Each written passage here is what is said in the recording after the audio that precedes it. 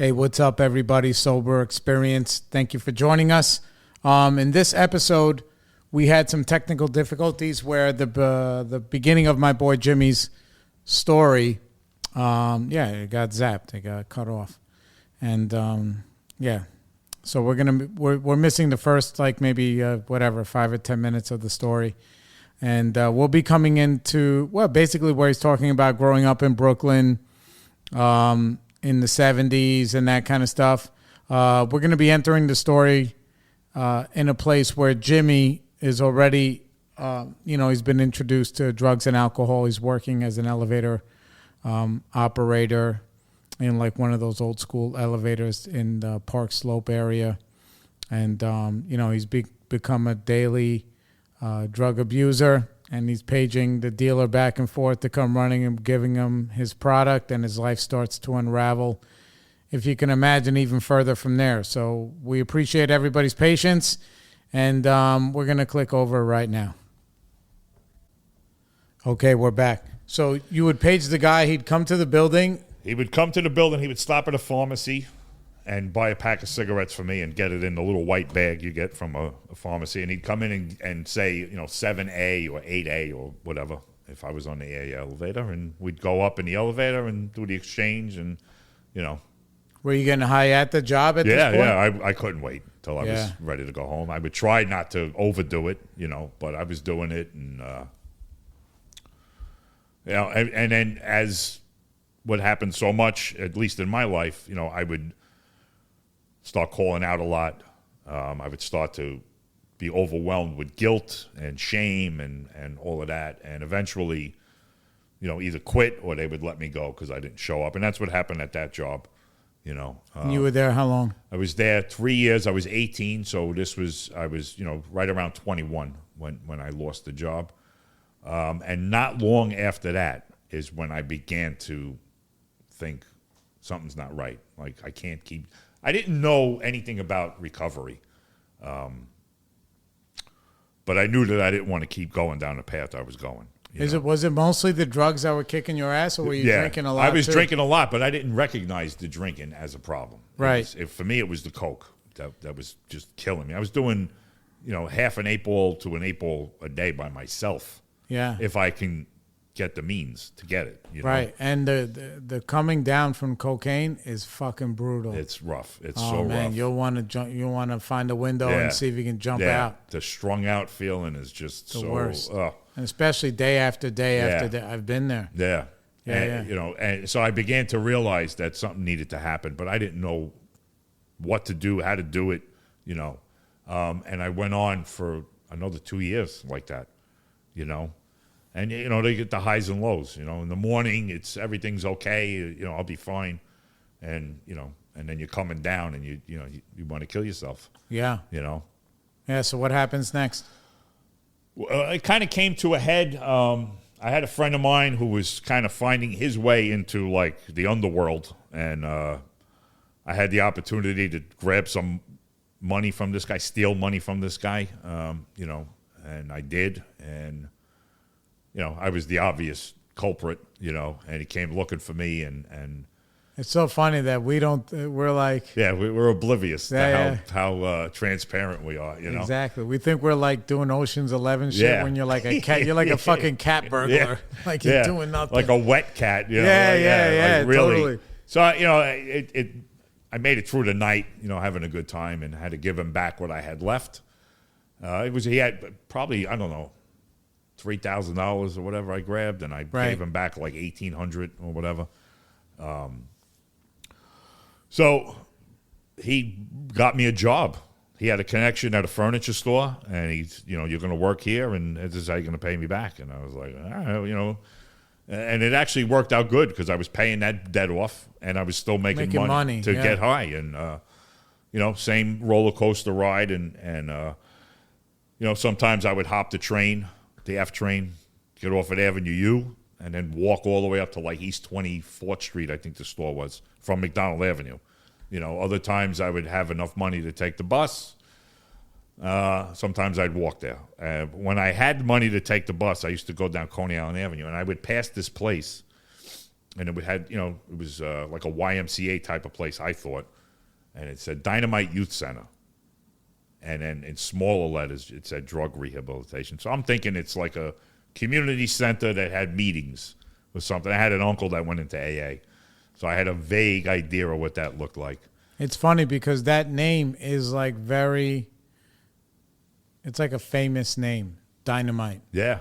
Yeah. But like, only in like recovery. It's almost like when I was a teenager and I met somebody who like, you're out there in the street or whatever, you're hanging out doing your thing. And again, I grew up in Rockland County, so I was the bridge and tunnel guy. I'd take the bus into the city. I'd be in Manhattan quicker than somebody from Coney Island. Probably, right? Yeah. 40 minutes from where I lived to Port Authority. Then I'd go hang out Washington Square, whatever, or Tompkins Square, and then you meet some kid, and he was just like, "Yeah, I'm from, I was in Spotsford." Right. Like Right. all those names, Dynamite programs. I was in Spotsford. When people would say like the fucking G building, right. Things like that are like pillars of you are going down the wrong motherfucking road. I gotta say though, I've been blessed. I've never even been arrested. Wow. And I should have. Right. There's no ifs, ands, or buts about it. Yeah, sure. You're committing crimes, but you're not getting caught or whatever. I could only attribute that to God. God didn't have that in my path, thank God. So you find this Dynamite place. What happens next? I used to just pass it on the bus, and like kind of yearn for it. But I was so bankrupt, emotionally, spiritually. Like I had nothing inside of me, and I couldn't bring myself to walk through the doors of this place or whatever. So one day, after a night of, again, cocaine and everything, and I'm on the bus, and something just spoke to me. I passed this place two avenues later. This is by Avenue O on Coney Island Avenue. I get by Kings Highway, and I jump off the bus. Wow. And I walk across the street to the other side of Coney Island Avenue, and I used to go to a strip club over there.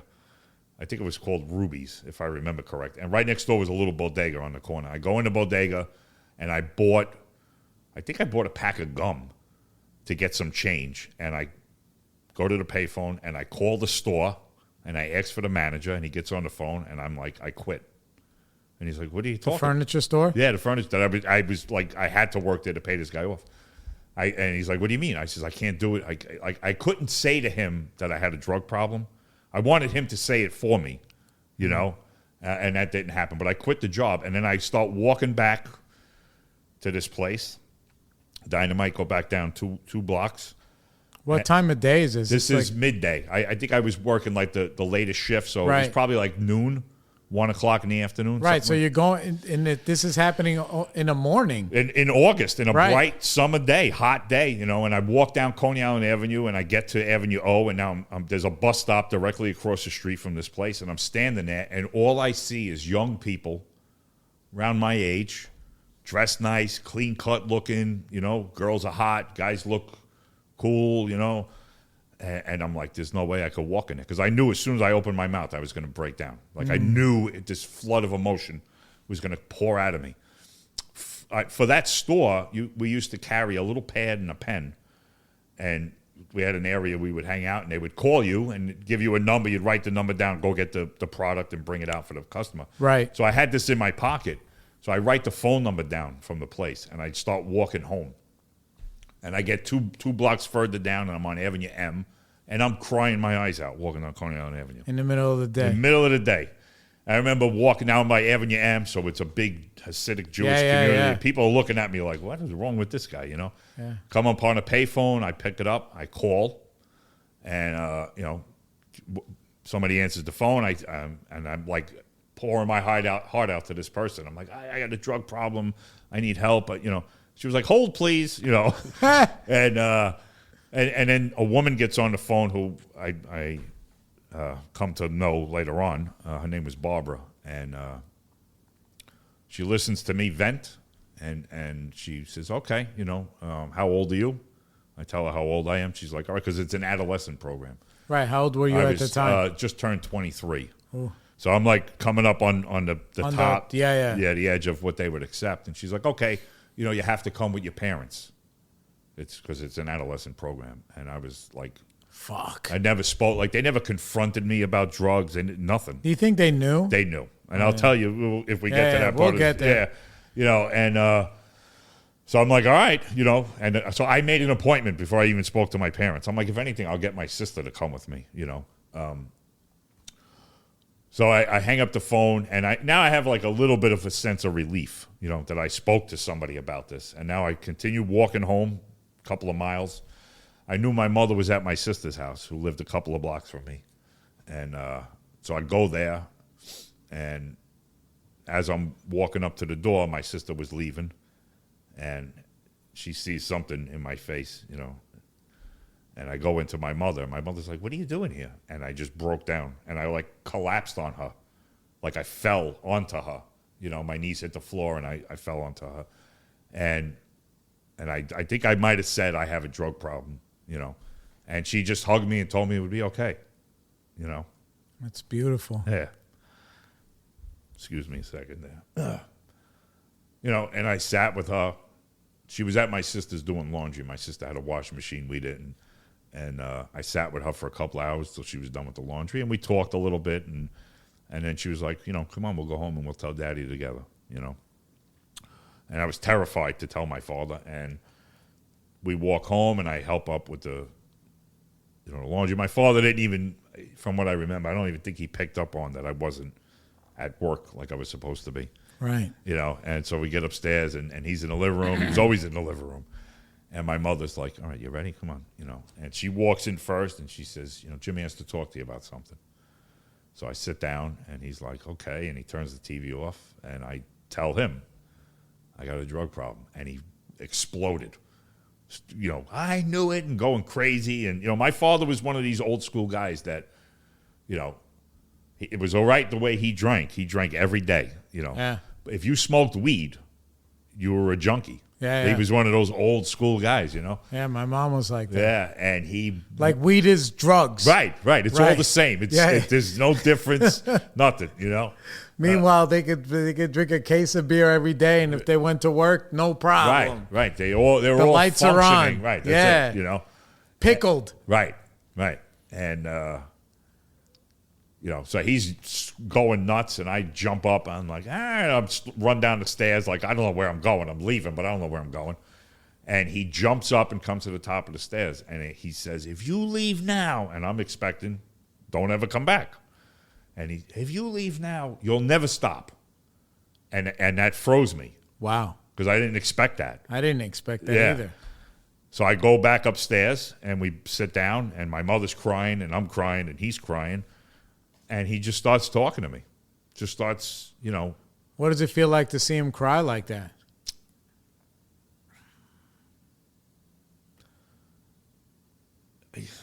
I didn't expect it.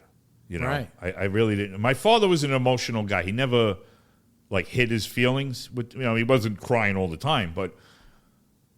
So it's because it has to do with you. It's a different thing. Yeah, it wasn't foreign to me to see him cry. But... to cry for me was was like, whoa, it definitely opened me up to him, to being willing to have this conversation with him. And we just sat and talked, and he asked some questions, nothing too crazy,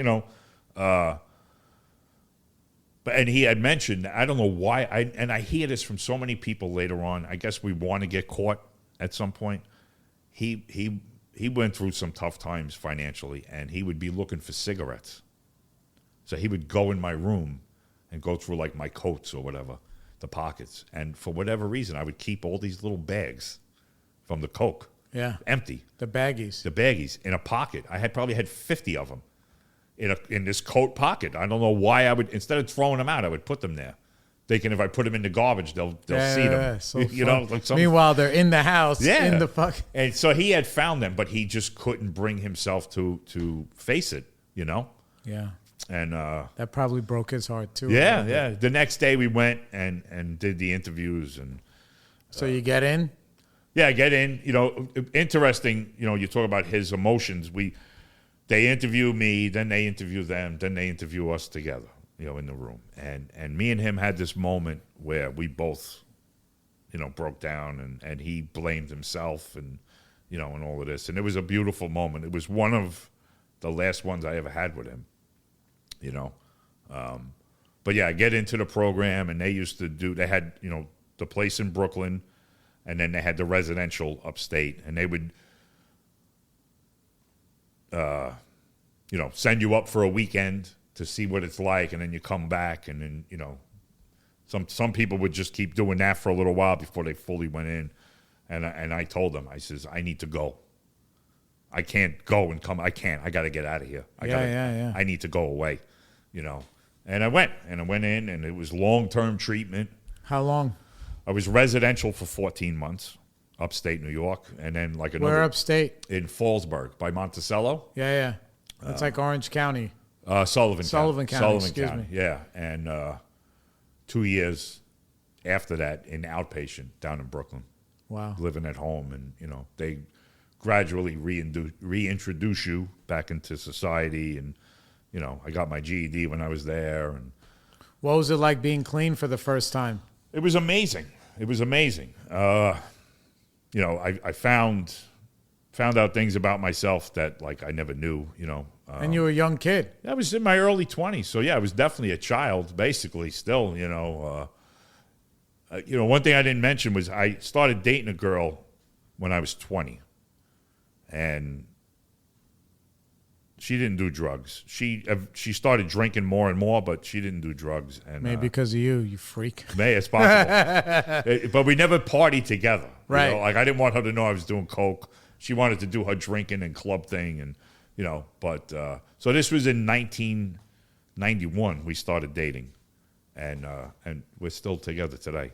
That's incredible. All these years later, I failed to bring her up before, but that's all right. Yeah, it was a great experience. Doing that, going through that, and I remember they would talk we'd be in a room, 60, 70 people upstate, whatever the general population of the house was, and people would come up and speak to us, and they would say, oh, they're coming from meetings, bringing a meeting? No. It was a completely different philosophy. Wow. Than the 12-step program. What was it like? It was power, choice, control. Yeah. Every man makes his own destiny.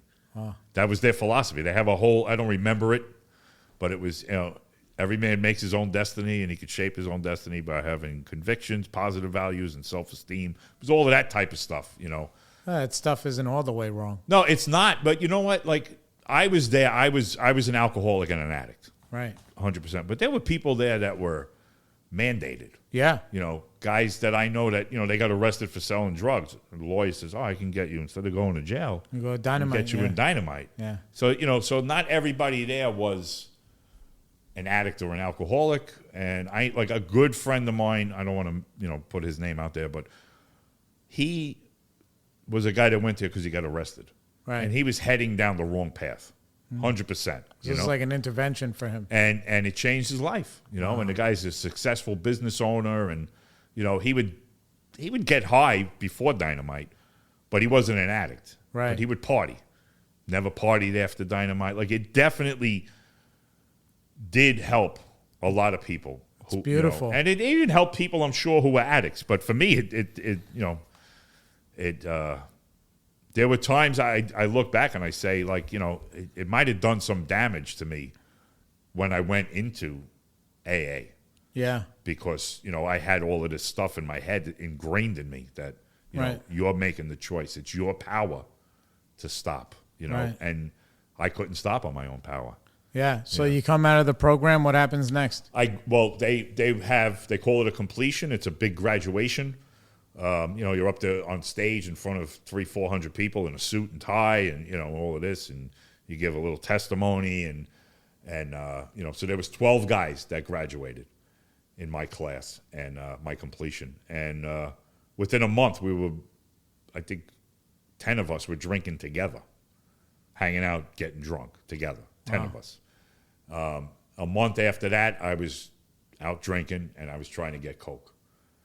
And I woke up the next day and I was terrified that I just went right back to where I was, And it was a Friday night, and come to Saturday morning, blackout drunk from the night before. But I remember trying to get high, trying to get coke, and I couldn't. And I was ready to go back in the program and do it all over again. I went there Monday morning, basically with my bags packed, looking to go away again. And they were like, "Oh, well, slow down," And they talked to me and recommended meetings, Wow. So the woman Barbara that I had spoke to on NA or AA? They didn't specify. Oh, cool. They didn't specify. So the woman Barbara that I spoke to on the phone that day on Coney Island Avenue, who did my intake interview over the phone, I met up with her the following Friday. This was a Monday. I had to wait till Friday, and she took me to 4 meetings that night. Wow. We went to the old Park Slope Caton on Avenue O. She had an old meeting list, so that when we got there, the meeting was ending. So we jumped in the car. We shot over to Greenwood, another AA meeting. Made that meeting. Left there, went to Angels by the Sea, an NA meeting in Sheepshead Bay. Right. Did that, and then we went to eat, and then we went back to Park Slope Caton to a midnight meeting.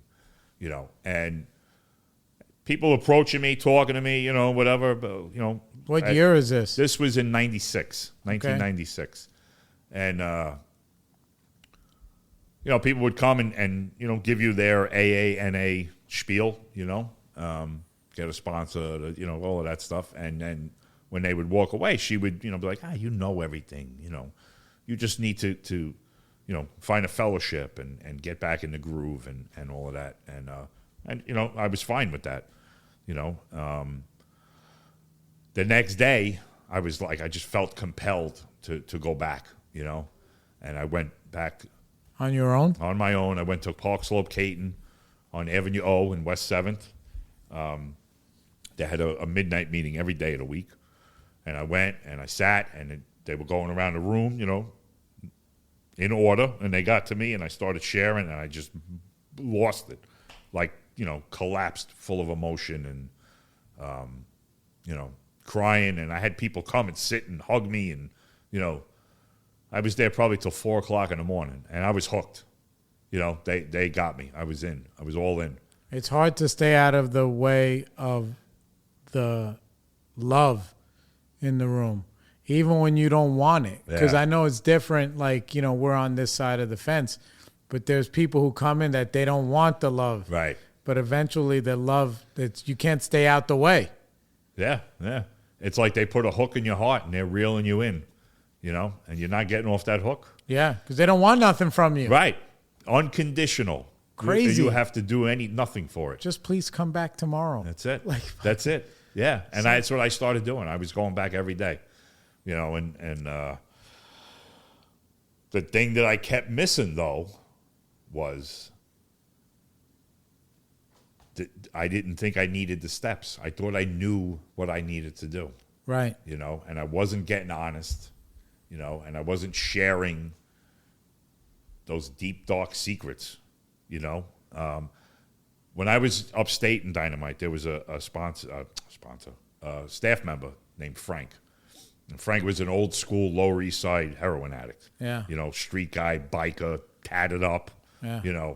Tough love kind of guy. And when it was like Alphabet City. Yeah. Not like Fancy Town, right. Lower East Side. No. Yeah. It was all abandoned buildings. Yeah. He was it was from, like a bomb shelter. Yeah. He was from there in the South Bronx and, old school. But this was a guy that you knew he loved you when he loved you. Integrity. 100%.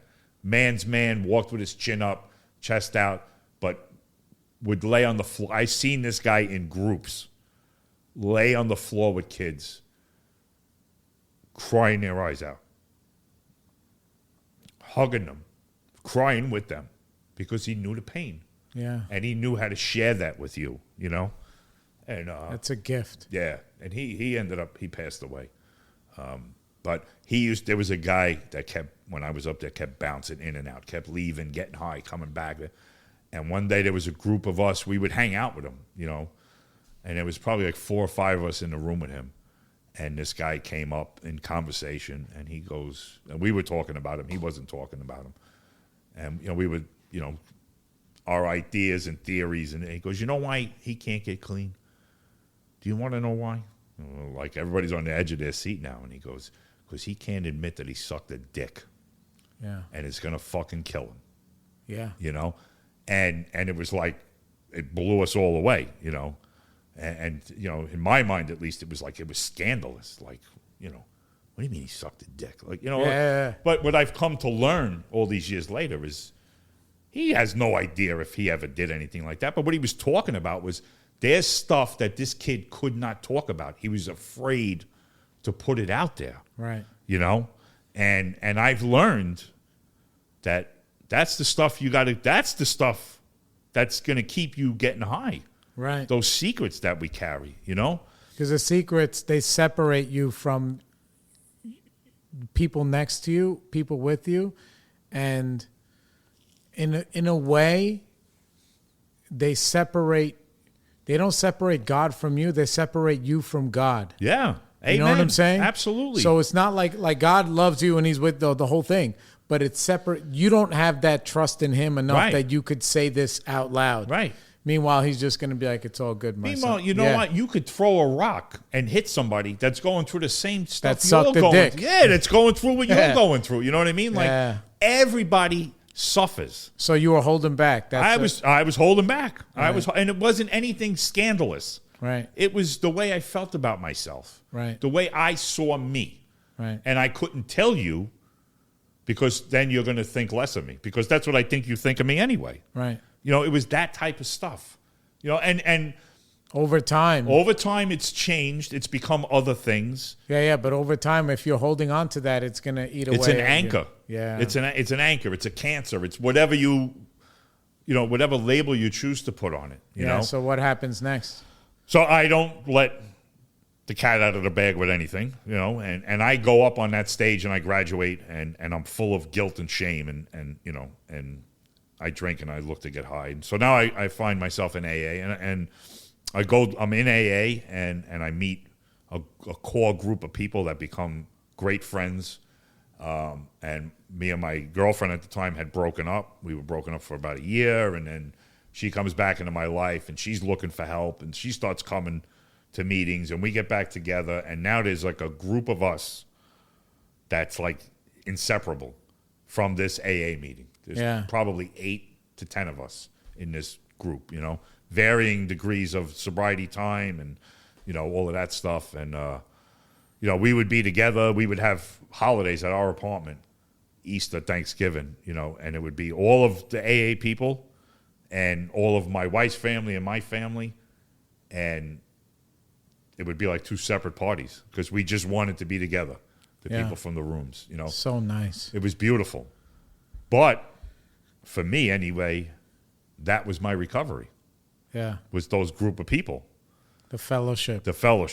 Right. And that'll work for a little bit. And that's what it did. It worked for a couple of years, and then there was something that happened that divided the group, and everybody kind of ran in a different direction. And it was only a matter of time before I was, socially drinking. Socially drinking, and and then drinking a little more, and then I get hired for sanitation in 2000, and meet a whole new group of guys. You become like a band of brothers. And so, did you stop going to meetings? I was bouncing in and out. I would drink for a couple days, run back to Park Slope, Caton. I used to go to one meeting a week, one place, but they had 30-something meetings a week. But I would go to that one clubhouse, and that was my whole recovery world. And I didn't notice. Looking back, I noticed, but at the time, I didn't notice there were people doing the steps. Why are those 2 guys sitting in that car for an hour with a marble notebook? It didn't click, nothing connected. And there's a guy, a famous AA speaker, this guy Peter M., originally from Brooklyn. He's a circuit speaker. He flies all over the world. You could Google his name. 100 of his talks will come up. And he came to Park Slope, Caton one day when he was still a local guy, and his sponsor was speaking, and I shared, and I was, relatively new, 90 days, talked about struggling. As soon as they said amen in the prayer, this guy shot across the room and like almost chest bumped me to talk to me, to give me God, Big Book, and Steps, right? And he was talking to me, and he had me, you know?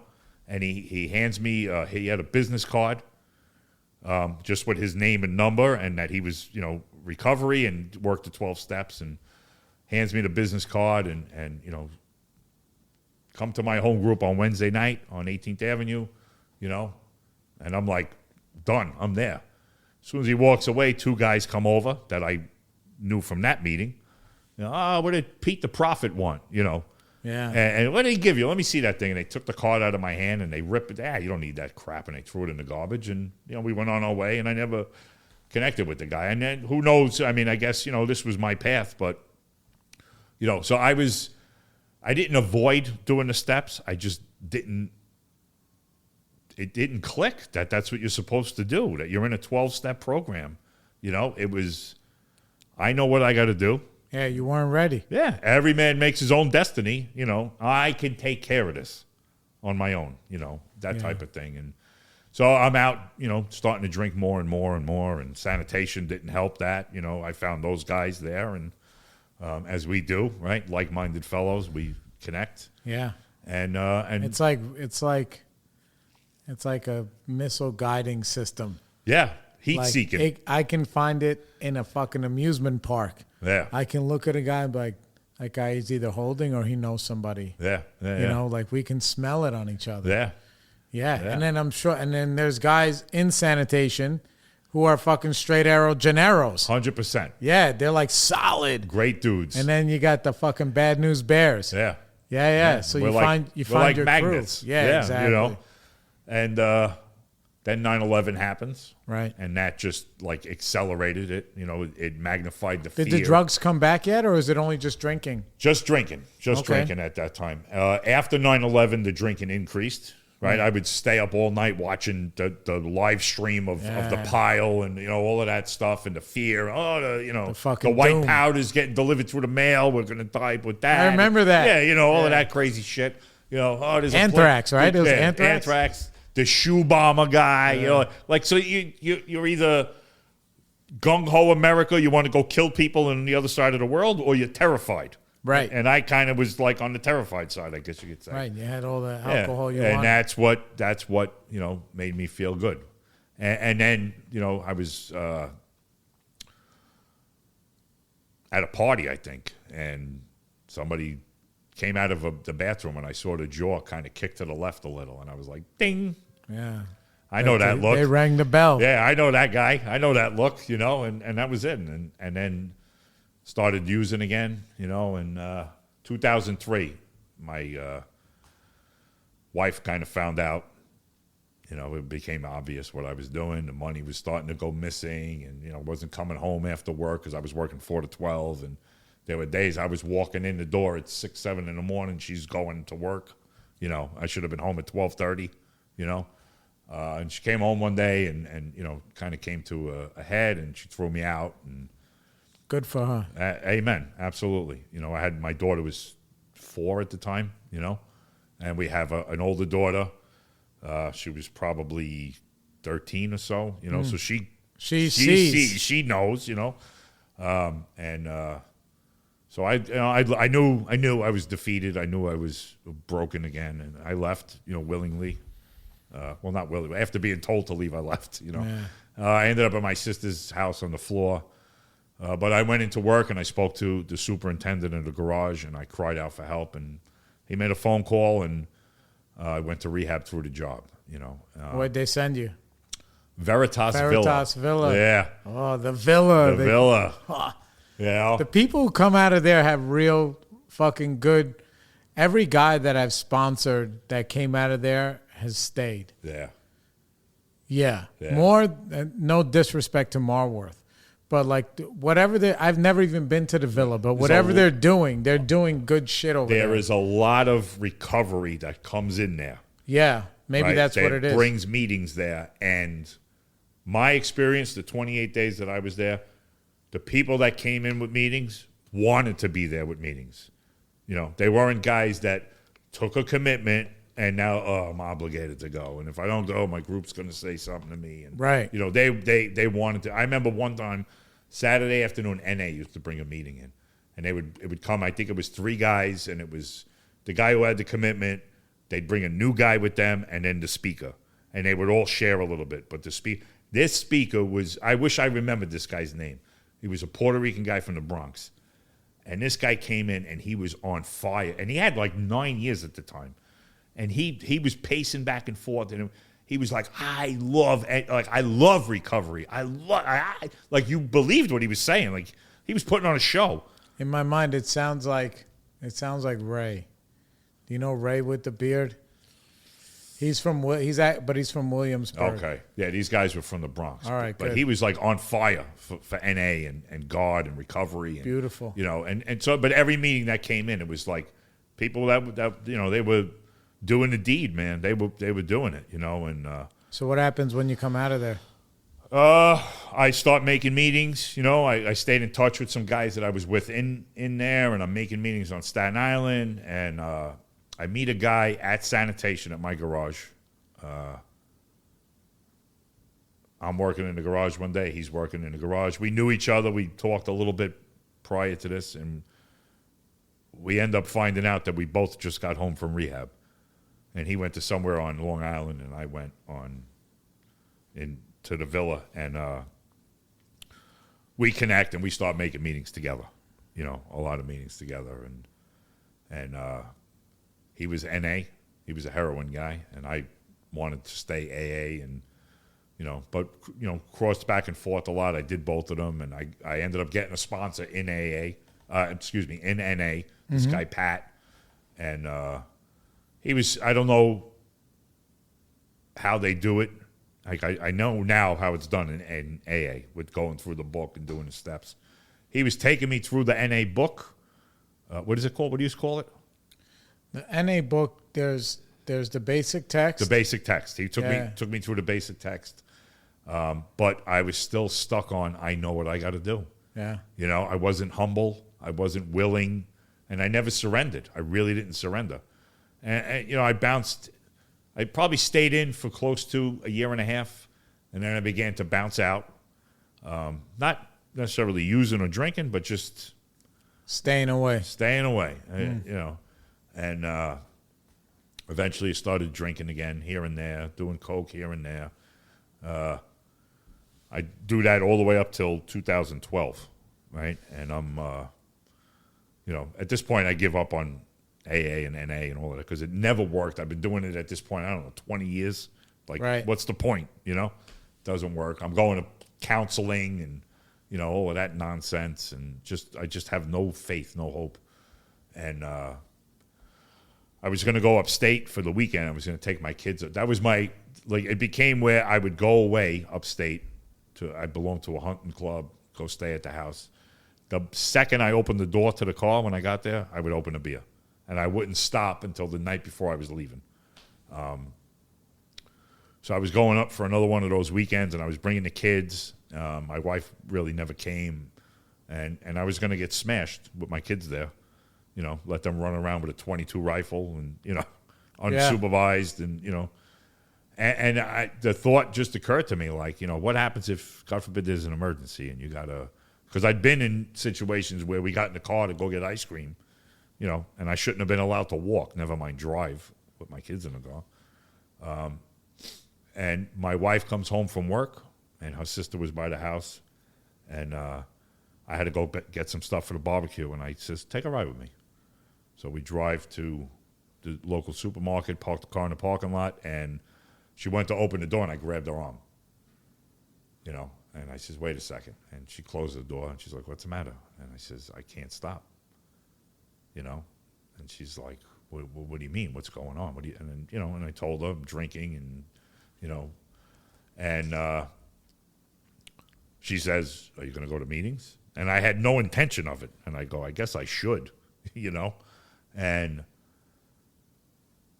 so we go in, buy the stuff. I go home. Now in my head, I'm like, I got to find a meeting. I need to go to a meeting, you know. And I Google meetings on Staten Island, and I find this meeting on Richmond Avenue, and I go, and this guy comes over to me, And he's talking to me and asking me questions and, and whatever. And I'm like, all right, whatever. And then he says, you got a big book? And I'm like, no, and he walks away and he comes back with a big book. And I'm like, I don't have any cash on me. He goes, no. He goes, this is from the group. It's from me. It's, we give them to you. And I was like, oh, thank you, And he's talking more. And I'm like, I don't want to be there. I don't, Yeah. But then he goes, I'm just going to say before I, leave you, he goes, I'm just going to let you know. He goes, you never have to feel this way again. Never. And if you don't believe that I believe it. And it crushed me, and I began to go and, really listen, pay attention, started opening the book a little bit, reading the book. And then, heard somebody say something about if you're doing this on your own, you got an asshole for a sponsor. Yeah. And all that. All those cliches. Yeah, but that are true. They are true. But now they were hitting. They were breaking through. You were ready. I guess so, And so I asked a guy to sponsor me, and we go through the book, and I have an amazing experience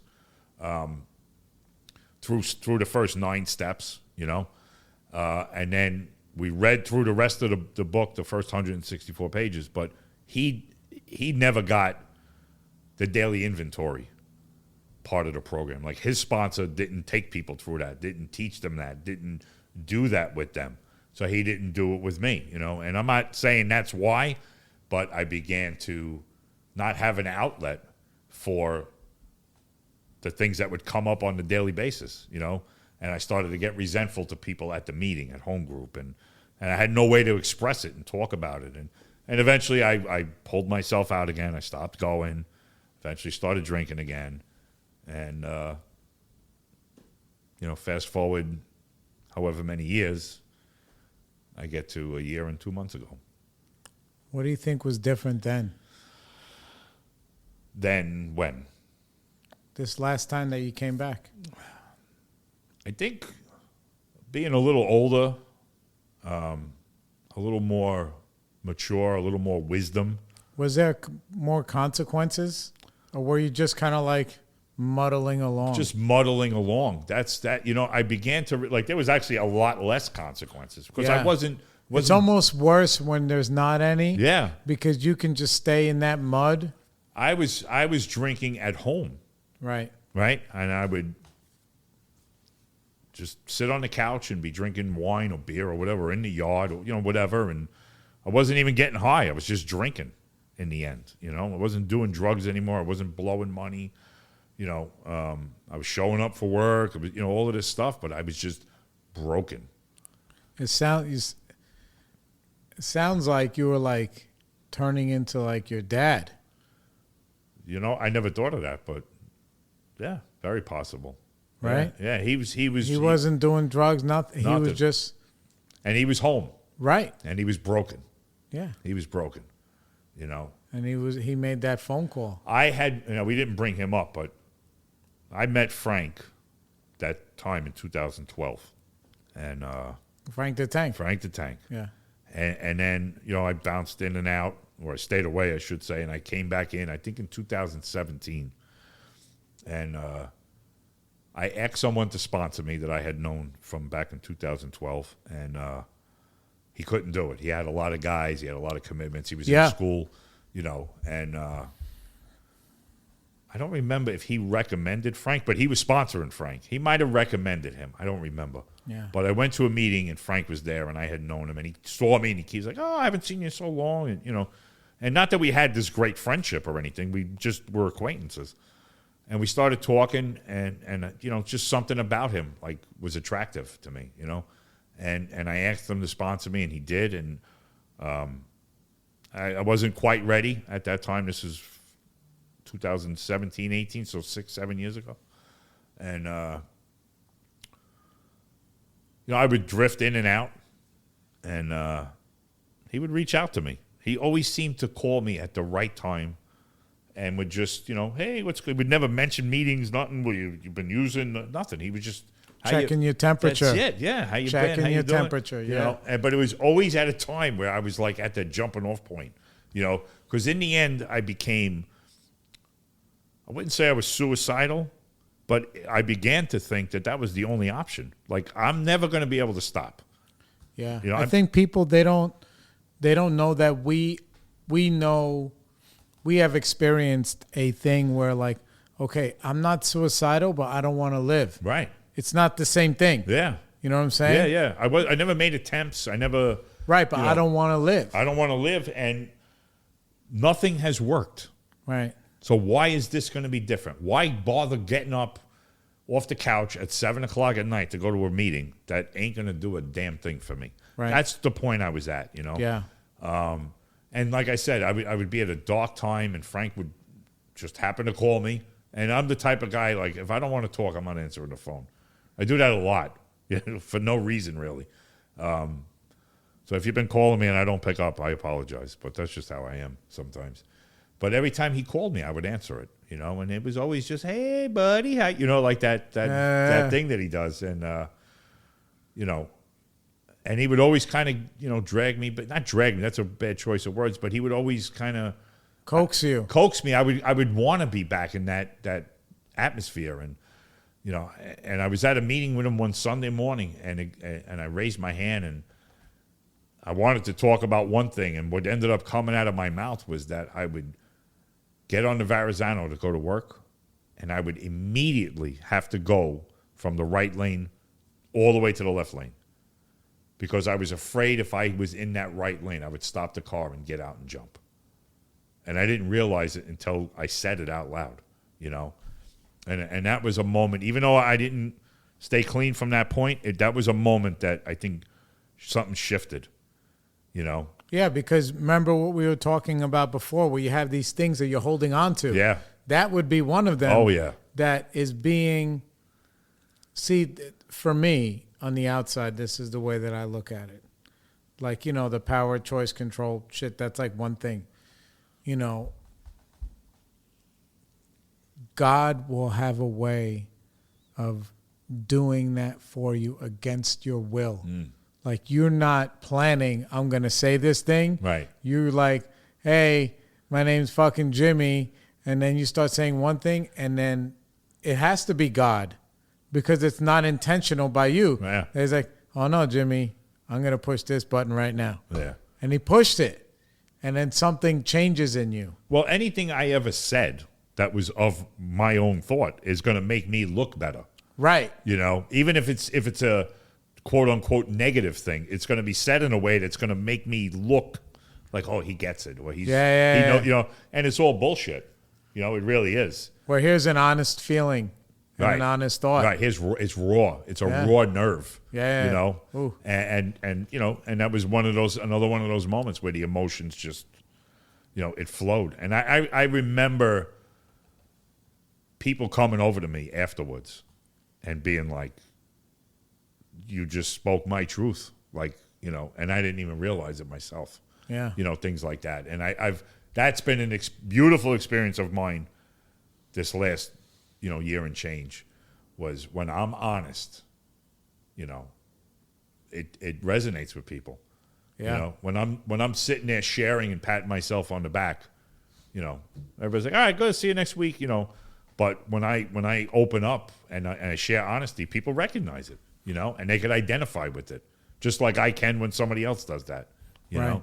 Yeah, so you started coming around and you started putting days together. I started coming around. I was putting days together. I was going through the book with Frank, but I was very comfortable with him, and I was hiding, and I was not opening up to him, and I had a conversation with him. Like, I don't know. I think maybe I need to make a change, and he was like, "Yeah, whatever whatever you got to do is And I approached a guy, and I asked him if he would be willing to help me, and and he was like, "Yeah, but you have to talk to Frank.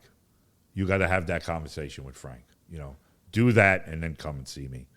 And I balked. I got scared, but I was spiraling out of control. Even though I was making meetings, and I would meet Frank, I wouldn't meet Frank, and then I was at a meeting one day, and this woman comes over to me, a friend of mine's wife. She's got like 30 years sober, and she just walks on, and we're not, we don't hang out, me and her, we're not, and she comes over to me, and she's like, "Hey, Jim, how you doing?" I says, "Good, Peg, how are you?"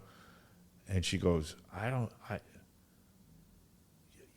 you need to go have an experience. You need to go to Tommy. She goes, something's telling me to tell you this, you know? And I was like, blown, like she didn't know what was going on with me and that I had spoke to Tommy and, you know, and I just took that as a sign, you know, and he was in his car getting ready to leave and I ran over and knocked on the window and, you know, I asked him again and he says, I'll help you, but, you know, you got to have that conversation with Frank. And I says, okay. And I was afraid to call him, Frank, but I called him the next day and I'm talking to him on the phone and he was like, listen, I just want to see you well. You know, we don't care who gets the credit. Yeah, he goes, I'm not looking for an ego boost to so that I could say I'm the guy that you know took you through. Or did. He goes, I want you to have the same experience I had, and if it's with somebody else, so be it, even better. You know, and so I committed to going through the book with this guy Tommy, and it went from dragging my feet and missing appointments to like barreling through it like nonstop. There were weeks we got together twice. I think maybe even once, 3 times in a week, and read through it. And when I got to the 4th step, you know, I was writing everybody and anybody down on that. You know, I think I had 172 names on my resentment list, over 250 resentments. And then we began to go through them. And there's a line, probably one of the only lines in the book that I could quote. And it's talking about when you write all this stuff down. It says, you know, we put pen to paper or something like that. It says real or fancied. And it stands out to me because as I began to go through these resentments and he began to point things out, it was all delusion, you know? So I was having these conflicts with these people and it was all in my head, you know, and the expectations I put on people and I place roles on people. I've been doing that my whole life. You know, and nobody can live up to them. I can't live up to them, you know, but that's the way that was my reality, you know, and no wonder I couldn't get it together and keep it together because nothing was real. I was living in like a movie in my own mind, you know, and I had all these negative thoughts coming in and I deliver diesel fuel now to these big construction companies and I'll pull into a yard. And the owner of the company's there on the phone, and he doesn't take the time to acknowledge me and shake my hand. You know, so he's a piece of garbage. You know, who's this guy think he is? You know, he's a multi-million-dollar company dealing with 50-something employees. You know, I pulled him in my truck to deliver fuel, and he's supposed to stop what he's doing because of me. You know, so he's a piece of shit. That's the type of stuff that I would do, you know, in my head, and it was real to me. And sometimes it's not even you would do it to yourself. It would just impulsively just be there. Yeah, it just happened. It happened. Yeah, I wasn't be like, oh, I'm going to call this guy a piece of shit. No. It's just part of your fabric, like right, who you are. I'm right, the same way. Right. Bad choice of words on my part. But it's the truth. You know, like when me and another guy, a lot of other people, I would say this out loud. It's very comical, but it's real to folks, and maybe it's real to you. Like, I would look at somebody and be like, I don't know, I don't like his face. So I don't like him. Right. Yeah, but that would be like, I don't know, I don't like his fucking face. Fuck that guy. For no reason. Yes. No reason. Yeah. It's like complete fiction. Yes. But that would be it. I don't like his face. Like, that's how petty and how little it would take for me to just write off. Now, if I'm capable of writing off people or having those kind of, imagine where else in my life I'm treating everything the same way. Everywhere. Right. Everywhere. Right. Yeah. I could remember, and as I was going through this process, I could look back. Now, the only place all the way back that I could put like a definitive timeline on was kindergarten. Right. Right? Because I know, you know. That's far enough. Far enough. But I would imagine it goes even further than that. But I can remember having those thoughts about people, judging people based on what they look like to me at 5 years old. Yeah. And I'm having the same conversations in my head about people at 53. Yeah. And it's crippling. Yeah. It's crippling, you know. And then the negative thoughts that come in. My mind is like an airport with millions of flights coming and going. You know, all those thoughts coming in, going out, and I entertain almost all of them if I'm able to. You know, and it drives you mad. Yeah, especially because like we have a tendency to really hold on to, like, there's like, it's like you're standing on this fence, right? And you're either, not you, but I'm saying you, me, we, us. Right. We're either holding on to these negative things, right, that are fiction, or holding on to these positive things that are also fiction. Right. Like the grandiosity and the one day when I make 500 million by scratching off and whatever. And like none of them in the reality is like you're on the fence and everything is okay. You're just like standing there. Right. But like, no, I either got to go all the way here and then, if I find myself to be too negative, let me in my mind make pretend I'm somebody else and go all the way over fucking here and get lost in here instead of doing what the fuck I'm supposed to be doing right now. Right. Yeah, right. It's crazy. Somewhere along the line in later years in sobriety, I had heard the philosophy of chop wood, carry water. Yeah. Right. And explain that. Well, it's an ancient Asian thing. I think it's a Chinese thing, and it's about be here now, right, type of thing. It's, you know, when you're washing the dishes, like be washing the dishes. You know, be in the moment. You know, and put all your focus into what you're doing and your energy and your effort, and feel the you know, the sponge in your hand and the water and the, you know, the plate, and like just focus, be where you are. I remember when I was in Dynamite, another staff member, another guy, old school heroin guy, he says to me one day in a group, he goes, "You're the type of guy," he says, "I bet you flushed the urinal before you're done peeing." And I was like, I do, you know, like every time, like I do now. Yeah, it's, you know, it's always, you know, what's next? It's never living in the moment, being present in the moment, appreciating the situation, good or bad. You know, where are you? And I've learned now, especially this last year, to just put my faith in God and trust in God, and in any situation, it's like, what's your will for me with this? And to be honest with you, I'm beginning to get answers to things. You know, and it didn't happen right away, and it's been a process, and you have to be continually seeking God for him to start to be recognizable to you. I'm sure he's been there all along. Listen, but I just you couldn't started see him. out on a fucking oil truck, right? Right. And here you are. Yeah, you know. Yeah. Right? Yeah, absolutely. Yeah, it can't be any, I don't know how many more dots we need to fucking connect. Yeah. You know, but the truth is that, like, you know, when you have that, you know, it only comes, you know, you can only really find God when you need him, you know, and then once you need him, then you're like, oh man, this guy's here. Yeah. And then all of a sudden you're like, oh, maybe I'll try and need him tomorrow. Right. You know? Right. And then maybe I'll try and need him on Tuesday.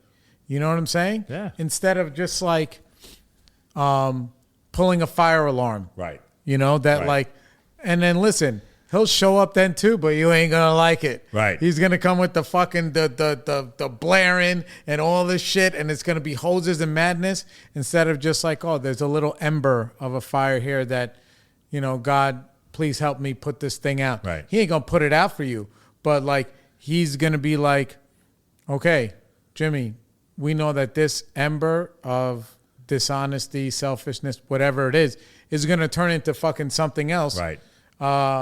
We don't have to run at it like it's a 5-alarm fire, but we know that that's going to turn into a fire if we make pretend it's not there. Right. Or if you find yourself in weeks or months or whatever in meetings holding on to all those embers, you ain't even letting them be like, hey, people, I got a couple of these fires going, and we'll all help you put them out. Yeah. You know what I'm saying? Yeah. So it's like, yeah, without, you know, and then you make that into a habit of looking for him every day.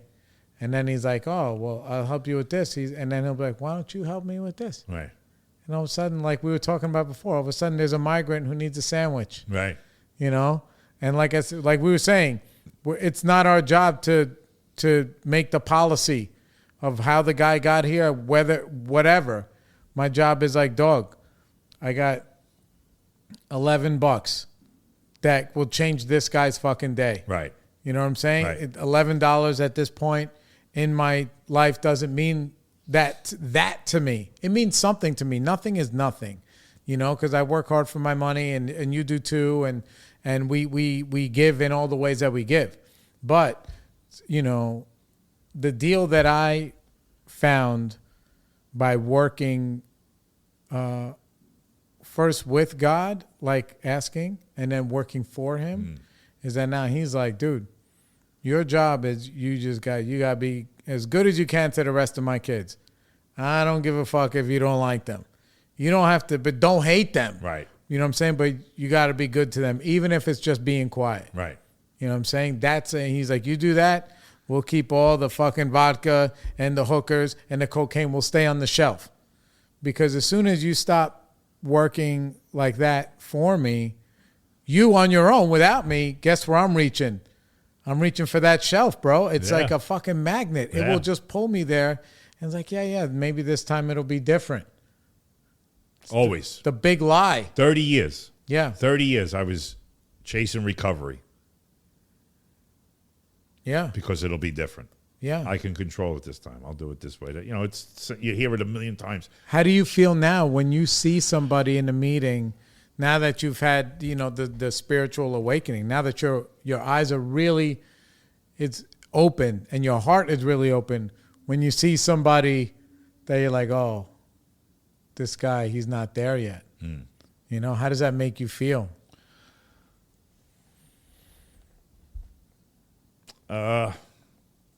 It could be difficult because I want to like shake them, you know, grab them and shake them and you know, like what's the matter? Like the Godfather when he smacks the singer in the face, you know, like be a man, you know, like you know. I want to say to people, and then sometimes, you know, I didn't learn. Like we're here to learn from each other. You know, I'm telling you, 30 years I tried to do it my way, literally. You know, on top of the 10 years, 11 years that I was using before recovery ever came into the picture. Right. You know, it was always, I'm going to do it my way. Yeah. And that got me nothing. It got me nowhere, you know. Regardless of what anybody said, because even going back to, you know, touching on your dad, you saw your dad making that phone call. Yeah. You know? Yeah. And then still like, Jimmy's going to do it his way. Yeah, I had two uncles that made it into recovery. Beautiful. And one of them is still alive today, still sober. God bless him. He's in his 80s.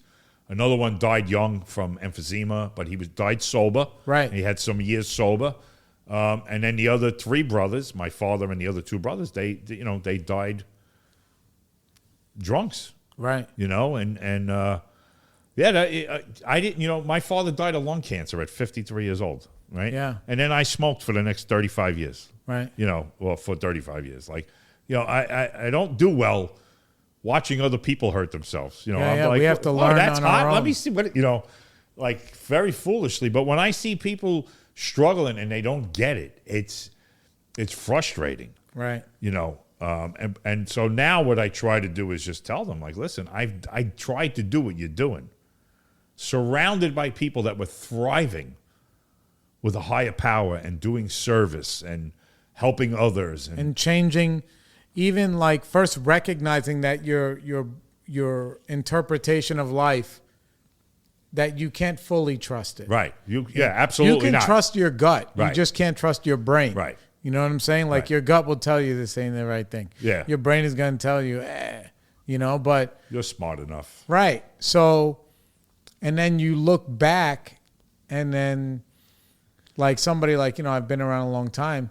I see the wisdom in somebody like Frank that's always just like, hey, buddy. Right. He's doing like the Pauly Shore, like, yeah, man, no, it's all good, no problem. Hey, he never seems to be like stressed out or angry. When that's the way that is effective to helping people, because a lot of times you can't just go through the front door. Like to drink is to die. Right. Like, yeah, like to drink is to die is one thing. Right. Like, dog, how about you are going to suffer for a long fucking time before you die? Right. Because if we just drank one day and died the next day, that would almost be okay. Right. You know? You would welcome it sometimes. Right, but you're going to lose one fucking tooth at a time, and you're going to lose one kid at a time, and one wife and one life. You're going to be, you know. It's a slow, suffering death. Yeah. So, like, you know, so when I laugh, you know, at somebody like Frank where like I can appreciate it that he's like, hey, look, he's like, no, you ain't gonna get it by being, you know, you're not gonna give it to him by not being nice. Right. You know what I'm saying? There's guys that do that they'll just be like, if you don't do that, and they'll bludgeon you with the book. Right. But, you know, we talk about it all the time on the show. When somebody ain't ready, there's nothing you could say wrong. No, nothing you can say right, and when they're ready, there's nothing you can say wrong. Yeah. This lady came up to you in the meeting and was like, oh, you know, like she was the fucking Long Island medium or something. Like, something's telling me that you should go to talk to Tommy because you can smell it on somebody when the wheels are turning and they're burning in them and they're just like uncomfortable. Yeah. Yeah. You know, and just say, hey, look. Sometimes, like, I tell people, look, you know what, just keep coming. Sometimes that's the answer. That's like, it, yeah. If you just keep coming, don't worry that you don't fucking meditate every day. Yeah, Frank would call me and I would pour my heart out to him and you know, confess my sins and heart, you know, a broken man. And all right, man, you know. Yeah. What are we doing? What are we going to do today? Like, you want to hang out? You want to get a cup of coffee? You want, you know, never, like you said, never beat me with the book. Never, you know, nothing like that. It's just, I'm here for you. I'm your friend. I love you. Yeah. You know, I want to see you do good. And I'm willing to sit in the shit with you as long as it takes to get there. Yeah. You know, and another guy that's like that is Amma. Oh, yeah. I just met Amma doing this polar bear thing. And every time I talk to him, I expect something different than what comes out of his mouth. And he's just, he's another guy that's like a cool breeze. You know, he's just, yeah, you know, all positive, you know, not like, you know, driving you crazy positive. Like, right. You know, life is all rainbows and sunshine. Not like that. Just definitely, you know, not though. Yeah, he's just, you know, but it's like this. You know, it is what it is. You got to roll with it. You know, and one of the greatest things I learned, and I learned this through. I had a heart attack in 2016.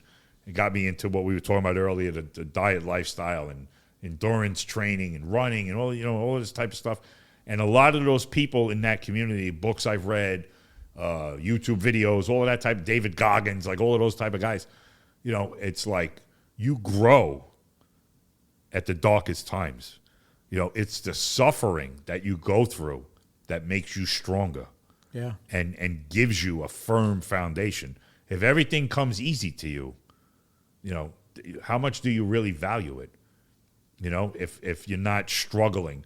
You know, I my whole life, I always wanted to run, be a runner, go out and jog. And I could never do it. I could never make a quarter of a block. And then in 2016, I went out and I ran 2 miles, you know, without stopping at a 10-minute pace at 46 years old. It's a pretty good pace. After having a heart attack, smoking a pack and a half of cigarettes a day. I had been doing a different workout routine for a couple of months.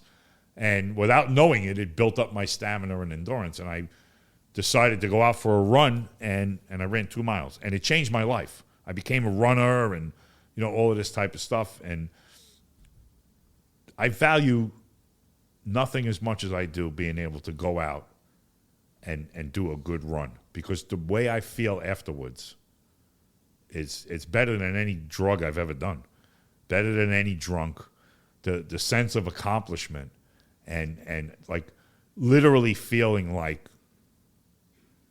this is what the world is meant for, like to get out there and experience it, enjoy it. And also legitimacy. Nobody took any of you had to do it yourself. Yeah. Nobody's all on your own. around. Right, yeah. No, you know what I'm saying? Yeah, every once in a while I get that, you know, for a couple of moments. It's never a whole run, but for a couple of moments I get that, you know, like when you're driving and you're like, well, how did I end up here? Oh my God, you know, like I don't remember coming, you know, like I get that on a run, and it's I literally thank God. Yeah. When that happens, like I'll say it out loud, like, thank you for that. Because you're on another plane for that moment. Because you're defeating yourself. Yeah, and that's the point of bringing that whole thing up was through those struggles, I learned so much about myself, and I like to think that maybe that had something to do with me being able to now put together this string of not picking up and not harming myself, and that it all somehow ties together, as does picking up the cocaine 20 years ago. It's not a distant memory that doesn't have anything to do with today. It's all part of the same book. It's all part of the same picture. It's just hopefully you learn enough of the good things, from it. And you get some mercy.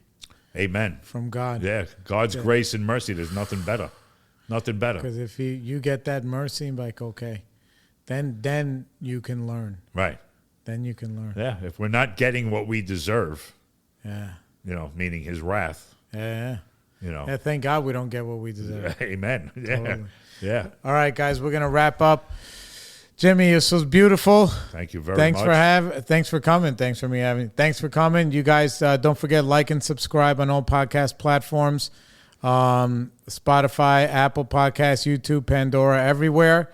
And the Sober Experience. We'll see you on the other side. Peace. Later.